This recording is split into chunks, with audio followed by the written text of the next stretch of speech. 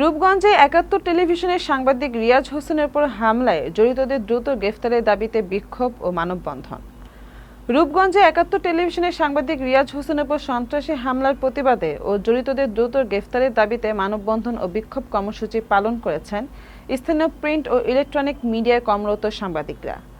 রূপগঞ্জ নারায়ণগঞ্জ প্রতিনিধি আইটিভি বাংলাকে জানিয়েছেন, এ সময় তাদের সাথে একাত্মতা প্রকাশ করেন নারায়ণগঞ্জ জেলা সাংবাদিক ইউনিয়ন, ২৫০০ থানা প্রেস ক্লাব, ২৫০০ রিপোর্টার্স ক্লাবের সাংবাদিক বৃন্দ ও বৈষম্য বিরোধী ছাত্র আন্দোলনের প্রতিনিধিরা।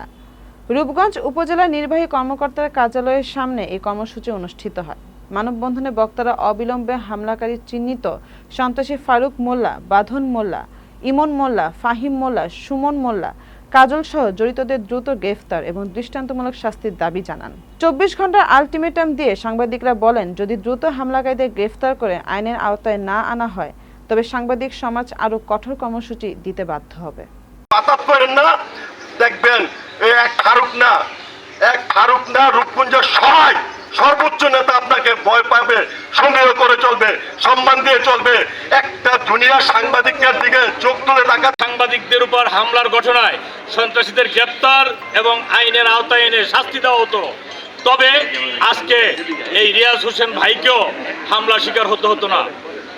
আমি আজকের এই মানববন্ধন কর্মসূচি থেকে আহ্বান জানাচ্ছি, রিয়াজ হোসেন ভাইয়ের উপর হামলার যে মামলা হয়েছে, এই হামলাকারীদের এবং উক্ত মামলার আসামিদের অবিলম্বে গ্রেপ্তার করতে হবে। হুমকি দেওয়া হচ্ছে, যিনি এখন হাসপাতালে, যাকে হত্যার উদ্দেশ্যে হাসপাতালে পাঠানো হয়েছে রক্তাক্ত করে, সেই সন্ত্রাসীরা কত দুঃসাহস, তাদের কত দুঃসাহস, তারা আবার তার বিরুদ্ধে মামলা করতে চায়।